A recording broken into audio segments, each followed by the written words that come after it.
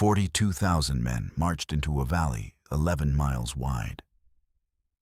They came from 6 directions at once, converging like the closing fingers of a fist, under commanders who had never lost a war of conquest. Their master had already brought down the Imagawa, humbled the Asakura, crushed the fanatical armies of the Ikoiki, and forced the mightiest warlords of central Japan to kneel or die. He was, by 1581, the most feared man on the archipelago, a warlord whose name alone could empty a battlefield before the first arrow was loosed. His soldiers did not question orders. They burned what they were told to burn.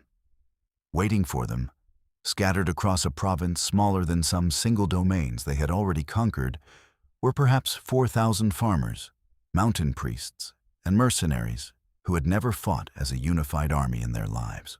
9 days later, one side no longer existed as a political entity. It was not the side anyone would have predicted 2 years earlier. Because 2 years earlier, that same tiny province had already destroyed an invading army of over 10,000 men in a single week, using tactics so alien to conventional warfare that the survivors could barely explain what had happened to them. Something had been learned between those 2 dates. Something had been unlearned. And the answer to which lesson mattered more would decide not just the fate of a province, but the future of covert warfare in Japan for the next 250 years. This is the story of how the most feared unifier in Japanese history built an army capable of erasing a people from the map, and still could not erase what that people had taught the men who would go on to rule Japan in his name. Before the fire, before the 6 columns, before any of it, there is a question worth sitting with. If you have ever wondered how a handful of people can make an empire flinch, keep watching, because the second half of this story answers it in a way most retellings leave out entirely. And if stories like this one, meticulously sourced, stripped of Hollywood invention, are what you come here for, this is a good moment to subscribe. Because what happens in the second invasion is not the ending anyone expects. To understand what happened in Iga Province, it is necessary to understand what Iga Province was not. It was not a den of assassins in black hoods waiting in the shadows for a signal. It was, for most of the 16th century, something far stranger by the standards of feudal Japan, a self-governing confederation. Iga sat in the mountainous heart of Honshu, ringed almost completely by steep ridgelines, accessible only through a handful of narrow passes. No single daimyo ruled it. Instead, the region was governed by a coalition of jizamurai, literally warriors of the soil, landowning families who had never fully submitted to the centralizing pressures sweeping the rest of Japan during the Sengoku period, the age of the country at war. Neighboring Koga Province, across the border in Omi, operated on a nearly identical model. Historical estimates place Iga's total population at the time around 90,000 people. Out of that population, the region could field a defensive force of roughly 4,000 fighters when threatened. Not a standing army, but a mobilized population, organized into centralized cells rather than a single chain of command. What made Iga strategically valuable, and eventually a target, was not gold or rice yield. It was expertise. For generations, families in Iga and Koga had cultivated and refined skills that conventional samurai armies dismissed as dishonorable and simultaneously depended on. Infiltration, sabotage, poisoncraft, disguise, arson, and the extraction of intelligence from fortified positions no honest frontal assault could crack. Warlords across Japan hired shinobi from these 2 provinces as mercenaries, on contract, the way a modern state might hire private intelligence contractors. Iga was not merely home to spies. Iga exported espionage as an industry. This was the asymmetry that would define everything that followed. Oda Nobunaga, the man rapidly unifying Japan under a single sword, understood siege warfare, cavalry deployment, and the logistics of moving tens of thousands of men across contested terrain. What he did not fully understand, what almost no conventional commander of the era understood, was a province where every farmhouse could be a listening post, every mountain trail a killing ground mapped by men who had walked it since childhood, and every apparent retreat a trap. Iga, in turn, understood its own terrain with total intimacy. What it did not yet understand, in the autumn of 1578, was the scale of provocation it was about to survive, and the scale of the retaliation that provocation would eventually invite. The trigger arrived in the form of ambition, not policy. Nobunaga had installed his own son, Oda Nobukatsu, as the adopted heir to the neighboring Kitabatake clan, effectively annexing Ise province without a battle. Nobukatsu, young and eager to prove himself independent of his father's shadow, looked at the ungoverned province on his western border and saw opportunity. In 1578, he ordered the construction of Maruyama Castle inside Iga territory itself, a fortress built without invitation on land Iga considered its own. The people of Iga did not send a formal protest.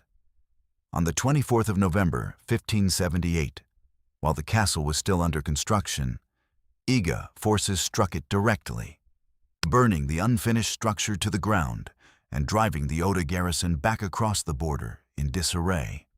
Nobukatsu was humiliated. He was also, by most contemporary accounts, furious enough to act without his father's authorization. In October of 1579, Nobukatsu assembled an invasion force. Historical sources place its size between 8,000 and 12,000 men, launched in a 3- to 6-pronged advance meant to converge on the province's interior and crush resistance before it could organize. It was, on paper, an overwhelming mismatch. 10,000 trained soldiers against a scattered population that had never fought as one army. What Nobukatsu did not know, because no one outside Iga did, was that the province's decentralized structure was not a weakness to be exploited. It was the architecture of an ambush. The Iga Jizamurai, setting aside internal rivalries that had persisted for generations, gathered at Hirakuji Temple and agreed to unify against the external threat. They let the Oda columns advance into the mountain passes. They allowed the invaders to believe the terrain was simply difficult rather than occupied. And then, in a coordinated strike executed across multiple fronts simultaneously, the defenders attacked. The Oda army broke. Entire columns were routed in ambushes sprung from terrain the invaders had never learned to read. Commanders were killed.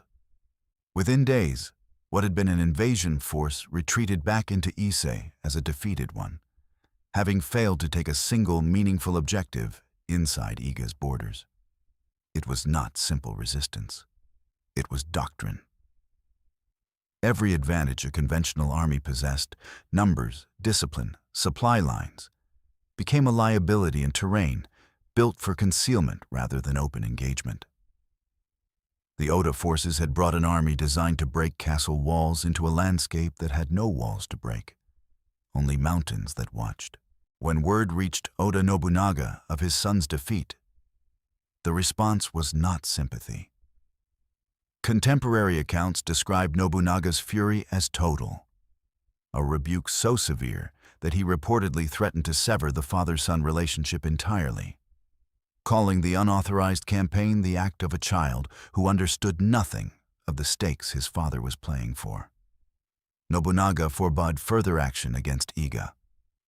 For nearly 2 years, the province was left alone.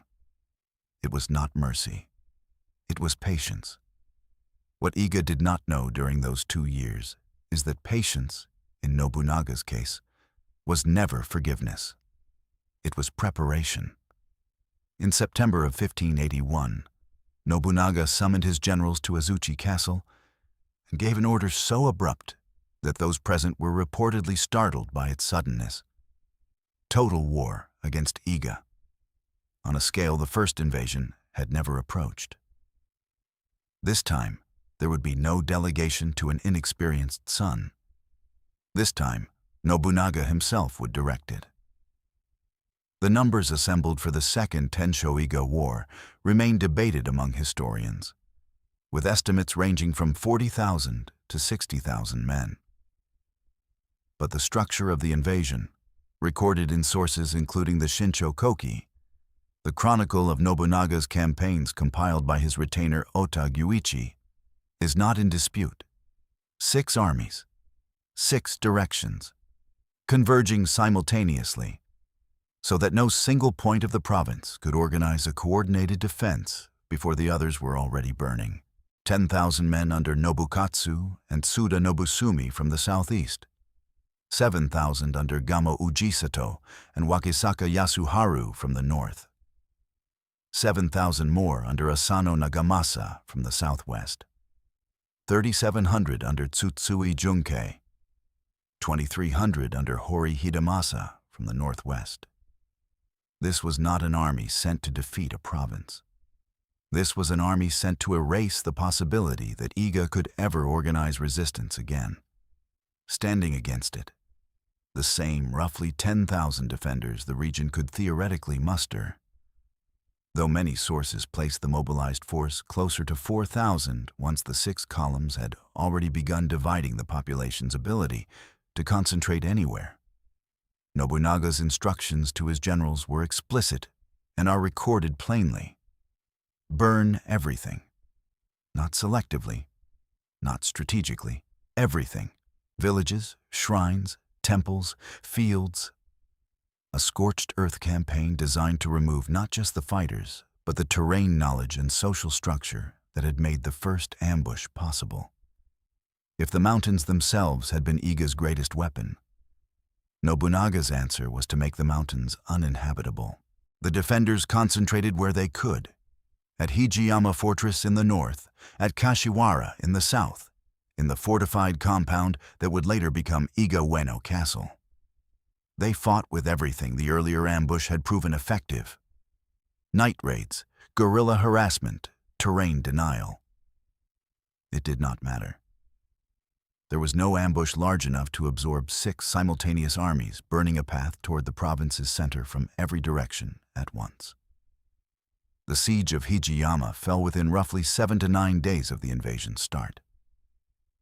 Kashiwara surrendered by early October. What followed was not a battle in the conventional sense. It was a manhunt. Nobunaga's forces pursued survivors into the hills, and accounts describe those attempting to flee being driven back into the flames rather than permitted to escape.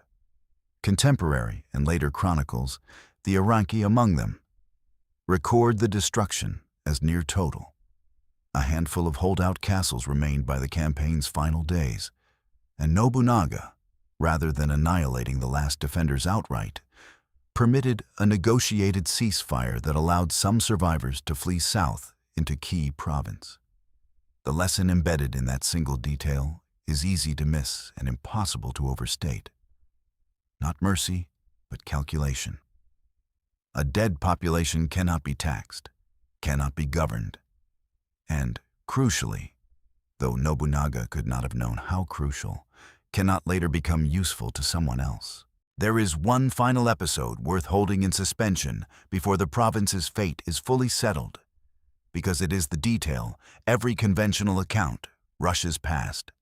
Sometime after the main campaign, as Nobunaga traveled through the newly pacified province to inspect the results of his own devastation, 3 surviving Iga operatives, men the chronicles name as Kido, Harada, and Jindai, positioned cannon at a location called Ichinomiya, along Nobunaga's expected route, and attempted to assassinate the man who had just annihilated their homeland.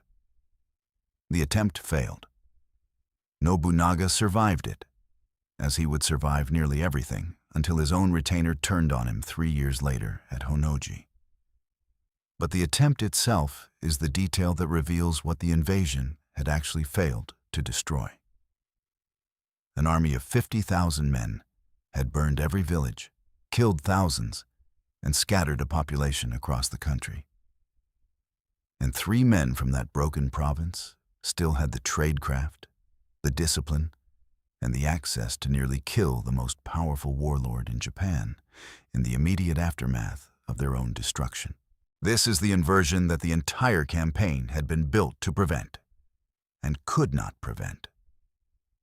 Nobunaga's greatest asset, overwhelming, coordinated, total military force, was extraordinarily effective at destroying an army, a province, a political structure. It was almost useless against what Iga actually was. Not a place, but a body of knowledge distributed across individual human beings who could survive the destruction of everything around them and carry what they knew somewhere else. That is precisely what happened. In the years following the Tenshō Iga War, displaced shinobi, men with nowhere left to serve and skills no conventional army possessed, found new patrons among the warlords still maneuvering for power. Among those patrons was Tokugawa Ieyasu. One name recurs across the historical record of this period with particular weight: Hattori Hanzo, whose family had roots in Iga and who would go on to lead a corps of ninja-descended retainers in Tokugawa's service. Men used for reconnaissance, protection, and covert operations during the chaotic years following Nobunaga's assassination in 1582. Including the documented episode in which Hattori guided Ieyasu through Iga territory itself during the dangerous crossing later remembered as the Iga-go, when Tokugawa Ieyasu finally founded the shogunate that would govern Japan for the next 250 years. Elements of the intelligence and protection apparatus around his rule traced their lineage directly back to the province Nobunaga had tried to erase. Shinobi drawn from Koga and Iga lineages would go on to serve in later conflicts as well. At the Battle of Sekigahara in 1600, at the Siege of Osaka in 1614 and 1615, and in the suppression of the Shimabara Rebellion between 1637 and 1638. The last major campaign in which their specialized skills were deployed in an organized military capacity. Nobunaga did not lose the Tenshō Iga War. By any conventional measure, territory taken, population subdued, resistance ended. He won it completely and quickly, in a fraction of the time the first failed invasion had required. But total military victory and total elimination of an adversary's capabilities are not the same achievement. And the 6 years between the first ambush and Ieyasu's rise reveal exactly where that difference lived. It was not arrogance that let the survivors of Iga reach positions of influence in the very government that eventually stabilized Japan. It was structure. The same decentralized, distributed structure that had made Iga so difficult to conquer in the first place, and that no army, however large, could burn out of individual men who had already scattered beyond its reach. If a definition of Iga's warriors as merely invisible does the story a disservice, because invisibility was never really the point. Concealment was only ever a means. What Iga actually mastered was the capacity to survive the destruction of everything that had once defined it as a place, and to relocate that survival inside the people who remained. An army can burn a province in 9 days. It cannot burn what 9 days were never enough to reach. Before moving to what became of the men who scattered from Iga's ashes, men whose descendants would go on to shape the security apparatus of the Tokugawa shogunate itself, it is worth pausing to consider subscribing to the channel. Because the story of what came next, the quiet second life of Japan's most feared covert operatives inside the very government that destroyed their homeland, is one very few retellings of this era choose to tell in full. There is a temptation, looking back from a comfortable distance, to describe what happened to Iga as a defeat and leave it there. The battle count supports that reading. The province's independence ended in 1581 and never returned. But defeat, in the way military history usually measures it, describes what happens to armies and territories, not to knowledge, and not to the people who carry it forward once the armies and the territories are gone. Nobunaga proved, with terrible efficiency, that no fortress, however well hidden in the mountains, can outlast an opponent willing to burn the mountains themselves. The scattered heirs of Iga proved something quieter, and in the long run, more durable. That the thing worth destroying was never the walls at all. It was always the people who knew how to disappear behind them. And disappearing, unlike a province, cannot be conquered. It can only be outrun for a while.